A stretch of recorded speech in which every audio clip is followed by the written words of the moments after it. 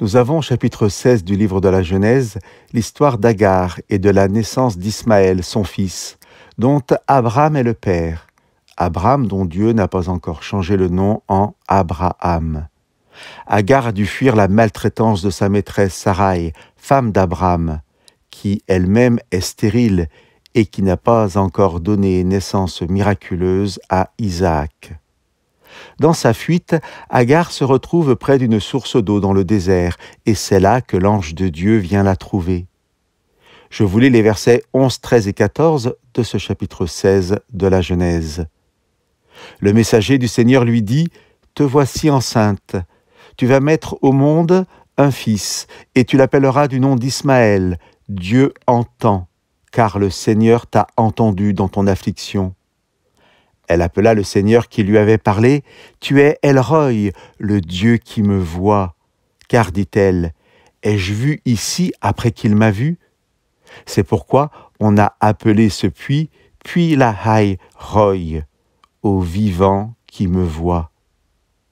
Dans l'histoire d'Abraham, dans l'histoire de ce père des croyants à qui la promesse est faite d'être l'ancêtre du Messie, dans l'histoire d'Abraham, Ismaël n'est pas l'enfant de la promesse, ce sera Isaac. Et la mère du fils de la promesse ne sera pas Agar, mais Sarah. Et pourtant, nous avons dans ce chapitre 16 ce passage si beau et émouvant sur la bonté et la tendresse de Dieu. Dieu n'abandonne pas ses enfants, et ce n'est pas parce que certains sont appelés à de grandes destinées qu'il faut croire qu'ils seraient les seuls que Dieu bénirait, et que Dieu oublierait ceux qui sont appelés à être plus serviteurs que maîtres.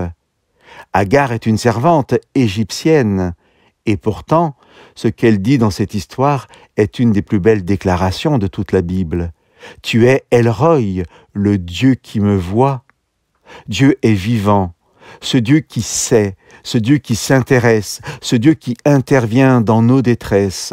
Voilà ce que veut dire le Dieu qui me voit.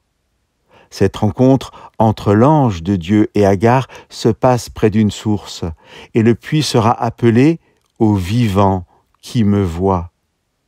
Ma prière pour chacun d'entre nous, chers amis, est de pouvoir déclarer la même chose, qu'il y ait dans nos vies cette assurance de la présence de ce Dieu qui nous voit parce qu'il nous aime et qu'il prend soin de nous.